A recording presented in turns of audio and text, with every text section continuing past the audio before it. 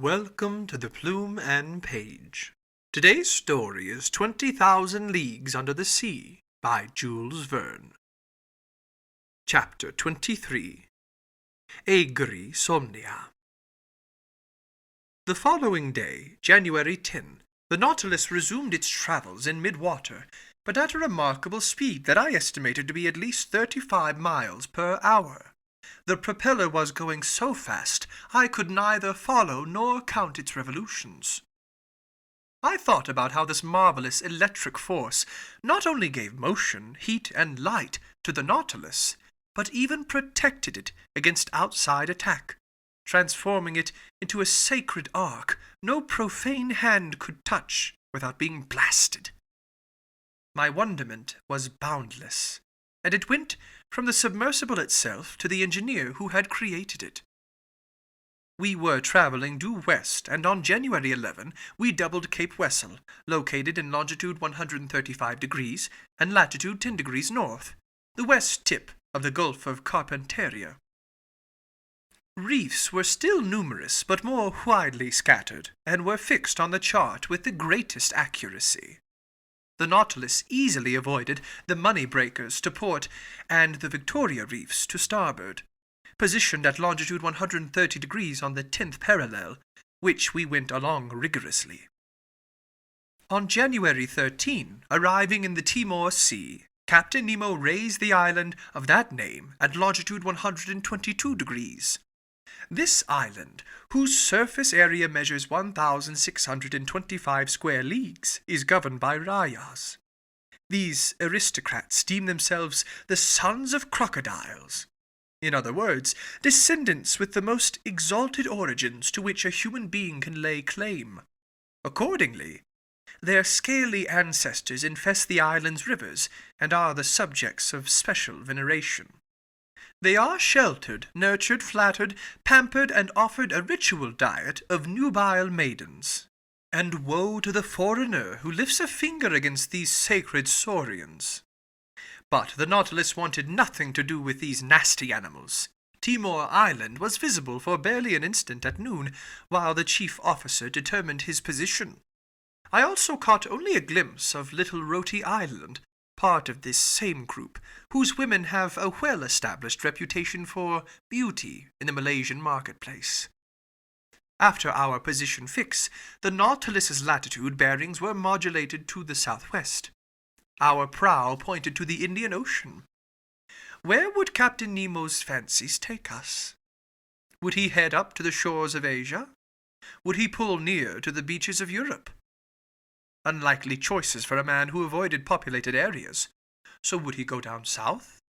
Would he double the Cape of Good Hope, then Cape Horn, and push on to the Antarctic Pole?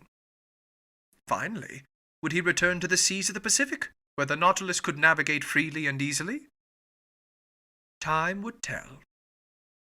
After cruising along the Cartier, Hibernia, Seringapatam, and Scott Reefs, the solid element's last excursions against the liquid element, we were beyond all sight of shore by January 14.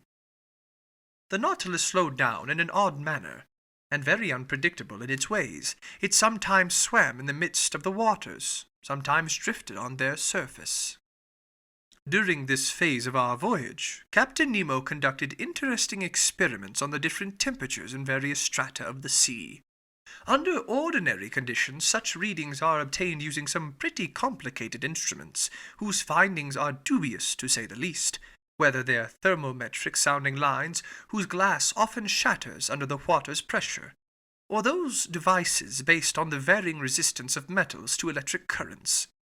The results so obtained can't be adequately double-checked. By contrast, Captain Nemo would seek the sea's temperature by going himself into its depths. And when he placed his thermometer in contact with the various layers of liquid, he found the sought-for degree immediately and with certainty. And so, by loading up its ballast tanks, or by sinking obliquely with its slanting fins, the Nautilus successively reached depths of 3,000, 4,000, 5,000, 7,000, 9,000, and 10,000 meters. And the ultimate conclusion from these experiments was that, in all latitudes, the sea had a permanent temperature of 4.5 degrees centigrade at a depth of 1,000 meters. I watched these experiments with the most intense fascination. Captain Nemo brought a real passion to them. I often wondered why he took these observations.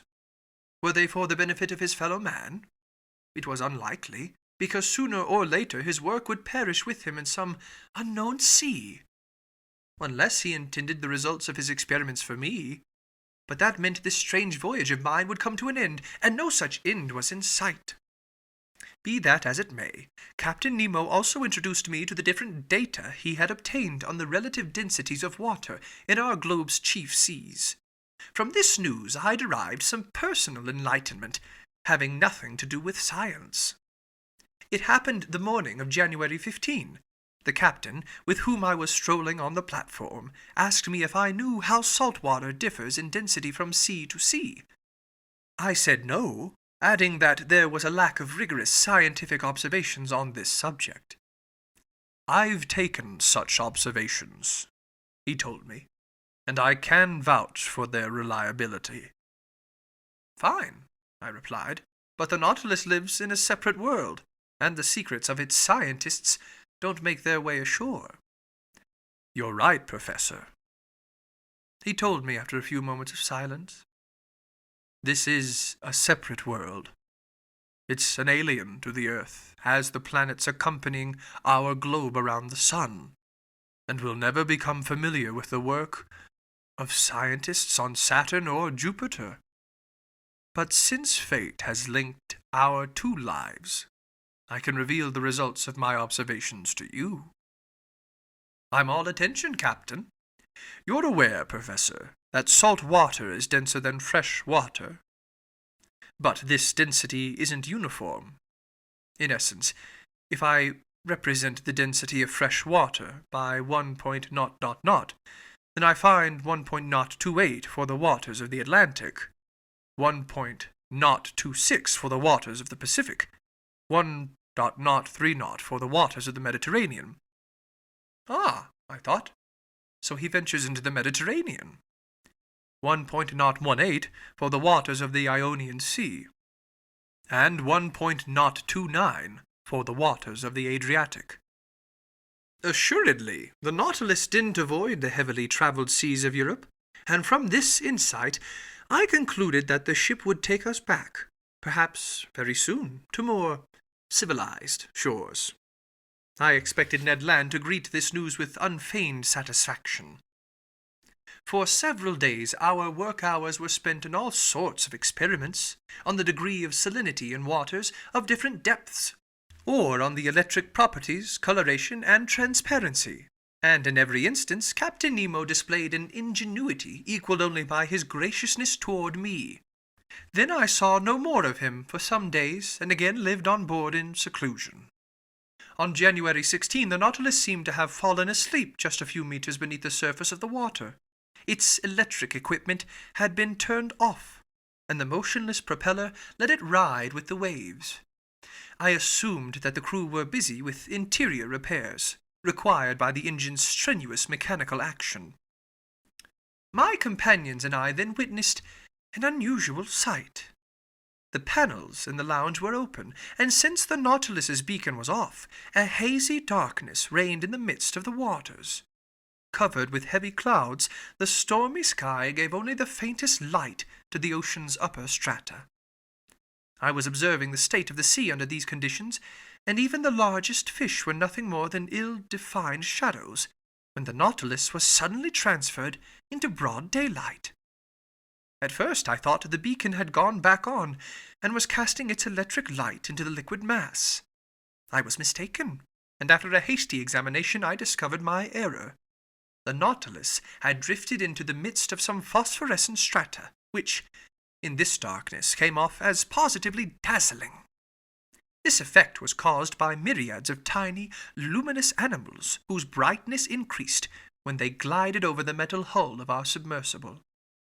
In the midst of these luminous sheets of water, I then glimpsed flashes of light, like those seen inside a blazing furnace from steams of molten lead, or from masses of metal brought to a white heat. flashes so intense that certain areas of the light became shadows by comparison, in a fiery setting from which every shadow should seemingly have been banished. No, this was no longer the calm emission of our usual lightning. This light throbbed with unprecedented vigor and activity. You sensed that it was alive. In essence, it was a cluster of countless open-sea infusoria of noctiluca an eighth of an inch wide, actual globules of transparent jelly equipped with a thread-like tentacle, up to 25,000 of which had been counted in 30 cubic centimeters of water. And the power of their light was increased by those glimmers unique to medusas, starfish, common jellyfish, angel wing clams, and other phosphorescent zoophytes, which were saturated with grease from organic matter decomposed by the sea, and perhaps with mucus secreted by fish. For several hours the Nautilus drifted in this brilliant tide, and our wonderment grew when we saw huge marine animals cavorting in it, like the fire-dwelling salamanders of myth. In the midst of these flames that didn't burn, I could see swift, elegant porpoises, the tireless pranksters of the seas, and sailfish 3 meters long, those shrewd heralds of hurricanes, whose fearsome broadswords sometimes banged against the lounge window. Then smaller fish appeared, miscellaneous triggerfish, leatherjacks, unicorn fish, and 100 others that left stripes on this luminous atmosphere in their course. Some magic lay behind this dazzling sight. Perhaps some atmospheric condition had intensified this phenomenon. Perhaps a storm had been unleashed on the surface of the waves. But only a few meters down, the Nautilus felt no tempest's fury, and the ship rocked peacefully in the midst of the calm waters. And so it went, some new wonder constantly delighting us. Conseil observed and classified his zoophytes, articulates, mollusks, and fish. The days passed quickly, and I no longer kept track of them. Ned, as usual, kept looking for changes of pace from our standard fare. Like actual snails, we were at home in our shell, and I can vouch that it's easy to turn into a full-fledged snail. So this way of living began to seem simple and natural to us, and we no longer envisioned a different lifestyle on the surface of the planet Earth, when something happened to remind us of our strange circumstances. On January 18, the Nautilus lay in longitude 105 degrees and latitude 15 degrees south. The weather was threatening, the sea rough and billowy. The wind was blowing a strong gust from the east. The barometer, which had been falling for some days, forecast an approaching struggle of the elements. I had climbed onto the platform just as the chief officer was taking his readings of our angles. Out of habit, I waited for him to pronounce his daily phrase. But that day it was replaced by a different phrase, just as incomprehensible. Almost at once I saw Captain Nemo appear, lift his spyglass, and inspect the horizon. For some minutes the captain stood motionless, rooted to the spot contained within the field of his lens. Then he lowered his spyglass and exchanged about 10 words with his chief officer.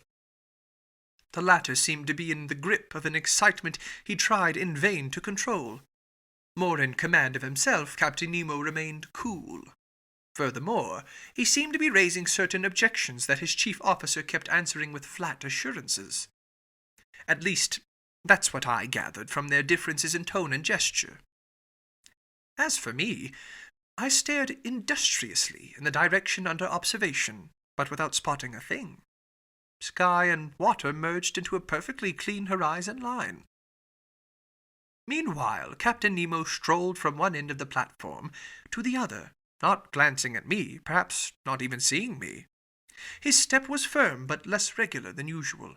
Sometimes he would stop, cross his arms over his chest, and observe the sea. What could he be looking for over that immense expanse? By then the Nautilus lay hundreds of miles from the nearest coast. The chief officer kept lifting his spyglass and stubbornly examining the horizon, walking up and down, stamping his foot, in his nervous agitation a sharp contrast to his superior. But this mystery would inevitably be cleared up, and soon, because Captain Nemo gave orders to increase speed. At once the engine stepped up its drive power, setting the propeller in swift rotation. Just then the chief officer drew the captain's attention anew. The latter interrupted his strolling and aimed his spyglass at the point indicated. He observed it a good while. As for me, deeply puzzled, I went below to the lounge and brought back an excellent long-range telescope I habitually used. Leaning my elbows on the beacon housing, which jutted from the stern of the platform, I got set to scour that whole stretch of sky and sea. But no sooner had I peered into the eyepiece than the instrument was snatched from my hands. I spun around. Captain Nemo was standing before me, but I almost didn't recognize him. His facial features were transfigured. Gleaming with dark fire, his eyes had shrunk beneath his frowning brow. His teeth were half bared. His rigid body, clenched fists, and head drawn between his shoulders, all attested to a fierce hate breathing from every pore. He didn't move. My spyglass fell from his hand and rolled at his feet. Had I accidentally caused these symptoms of anger? Did this incomprehensible individual think that I had detected some secret forbidden to guests on the Nautilus? No. I wasn't the subject of his hate because he wasn't even looking at me. His eyes stayed stubbornly focused on that inscrutable point of the horizon. Finally, Captain Nemo regained his self-control. His facial appeared, so profoundly changed, now resumed its usual calm. He addressed a few words to his chief officer in their strange language. Then he turned to me. "Professor Arjona," he told me in a tone of some urgency, "I ask that you now honor one of the binding agreements between us." "Which one, Captain?" "You and your companions must be placed in confinement until I see fit to set you free." "You're in command," I answered, gaping at him. "But may I address a question to you?" "You may not, sir." After that, I stopped objecting and started obeying, since resistance was useless. I went below to the cabin occupied by Ned Land and Conseil, and I informed them of the captain's decision. I'll let the reader decide how this news was received by the Canadian. In any case, there was no time for explanations. 4 crewmen were waiting at the door, and they led us to the cell where we had spent our first night aboard the Nautilus. Ned Land tried to lodge a complaint, but the only answer he got was a door shut in his face. "Will master tell me what this means?" Conseil asked me. I told my companions what had happened. They were as astonished as I was, but no wiser. Then I sank into deep speculation, and Captain Nemo's strange facial seizure kept haunting me. I was incapable of connecting 2 ideas in logical order, and I had strayed into the most absurd hypotheses, when I was snapped out of my mental struggles by these words from Ned Land. "Well, look here, lunch is served." Indeed, the table had been laid. Apparently, Captain Nemo had given this order at the same time he commanded the Nautilus to pick up speed. "Will master allow me to make him a recommendation?" Conseil asked me. "Yes, my boy," I replied. "Well, master needs to eat his lunch. It's prudent, because we have no idea what the future holds." "You're right, Conseil." "Unfortunately," Ned Land said, "they've only given us the standard menu." "Ned, my friend," Conseil answered, "what would you say if they'd given us no lunch at all?" This dose of sanity cut the harpooner's complaints clean off. We sat down at the table. Our meals proceeded pretty much in silence. I ate very little. Conseil, everlastingly prudent, force-fed himself. And despite the menu, Ned Land didn't waste a bite. Then, lunch over, each of us propped himself in a corner. Just then, the luminous globe lighting our cell went out, leaving us in profound darkness. Ned Land soon dozed off, and to my astonishment, Conseil also fell into a heavy slumber. I was wondering what could have caused this urgent need for sleep, when I felt a dense torpor saturate my brain. I tried to keep my eyes open, but they closed in spite of me. I was in the grip of anguished hallucinations.